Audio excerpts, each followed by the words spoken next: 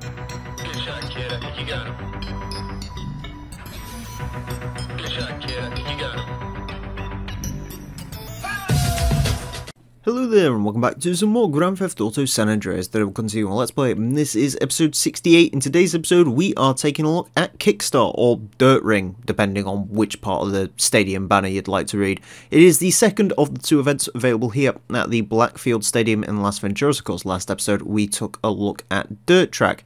This time we take a look at Kickstart, and essentially that sort of typo on the banner saying this is called Dirt Ring isn't too far off the mark, because this is actually essentially Dirt Ring from Vice City, which you might remember as part of the stadium events where you have to drive a Sanchez through a number of point scoring Coronas and essentially try to get as many points as possible within a time limit. This time you get 4 minutes in order to get 26 points.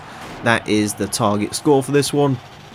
Green Coronas are worth 1 point, yellow Coronas are worth 2 points, and red Coronas are worth 3 points.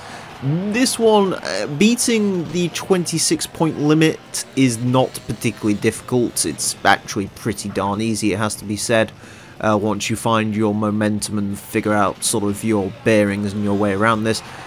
In total, I believe there is 61 points to score, and there is actually a way to score all 61 points within 4 minutes, but not many people do. However, if you do decide to score more points than the allotted 26, then you will actually get a bigger payday, because the prize money for this event, as you can see I get stuck here, prize money for this event is essentially $100 for each point you score. So right now we're at 5 points, so if we ended now we would get $500 for doing this. So it's an interesting way of working the money. Of course, not quite as much money earned from this as Kickstart, but as Dirt Track, but then again this is maybe easier than Dirt. Actually, I'd say this is harder than Dirt Track. So yeah, as you can see, trying to do a little bit of gymnastics with a bike there. Of course, as you'd expect, the green Coronas are the easiest to get, although don't be fooled, because some of them can be quite difficult. The yellow Coronas are of moderate difficulty, and the red Coronas are the hardest to get. Basically makes sense. Usually, you'll find sort of contraptions like that, where it starts out with a green one, and then sort of the second level up, sort of trying to get further up there, you'd get a yellow, and then it'd be a red. So you can sort of see with some of these like staircases and stuff like that, they kind of try to rate them by how hard they'll be. I don't actually know how many green Coronas there are, but then again, as I said, sometimes, like in the situation of that, the amber Coronas are actually easier to get than the greens, and sometimes even the reds are easier to get. So yeah, but either way, it's not a massively difficult side mission, this one, although it does require some decent bike control. Fortunately, unlike in Vice City, the bikes handle a lot better in this game. They're a lot easier to deal with, and you can spin the camera around. So overall, this side mission is actually a lot easier than it was in Vice City, but again, it's, you know, in Vice City it wasn't even that difficult. It's probably the easiest of all the stadium events. I can't remember how bad Blood Ring Banger was in Vice City, but yeah, it's definitely easier than doing the Hot Ring race in Vice City. As you can see here, I sort of end up ascending onto the figure of 8 railing style course. Again, it's all just about precision driving.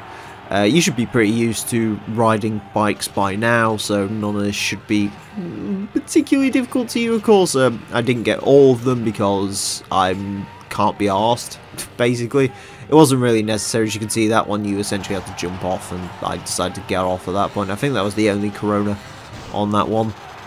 Some of these things are actually kind of hard to climb, like those stairs with the tubes on them. I mean, it's an interesting idea, but usually trying to get up there is just a case of trying to defy physics, so doesn't really work all that well. I think I ended this with 36 points, I could be wrong, 35, 36 points, I don't actually remember. But either way, don't step in that red Corona, because that will end up sort of failing the side mission, if you will. Oh wow, 38 points, never mind. Do I get 40? Nope, tried to send it on the wrong bit, really. Nope, not going to get any more. But yeah, don't step in that red Corona, because that is the way to leave. And even if you do get 26 points, you can't leave. You have to stay and finish out the time limit.